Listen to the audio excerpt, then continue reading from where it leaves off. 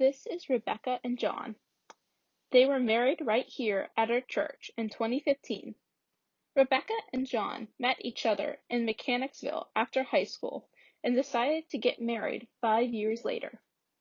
When John decided to marry Rebecca, he promised to love her forever and to always have God included in their marriage. That means that whenever they have a big decision to make or a problem to solve, they rely on their faith and prayers to get them through. The rings that Rebecca and John put on each other's fingers symbolize love that has no end, just like God's love for us. While Rebecca and John can share their love with each other here on earth, God's love is still in their hearts and lives. Before the rings came the vows during the ceremony. While wedding vows can be different at each wedding, their promises are consistent. A bride and groom promise to each other and God that they will love each other no matter what, that they will stay together no matter what, and that they will not let things come between them.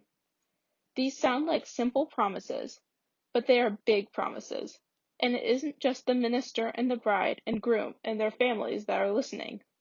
God is listening too.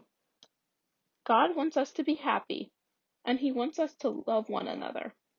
God has plans for us, and He has rules for us too, to trust and obey Him. And while Rebecca and John promise to love each other here on earth, they are also promising to trust and obey in God's plan for their life together.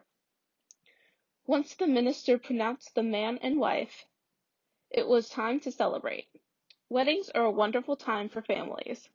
So many happy people celebrating human love and God's love as well. The book of Ecclesiastes says, though one may be overpowered, two can defend themselves. A cord of 3 strands is not quickly broken.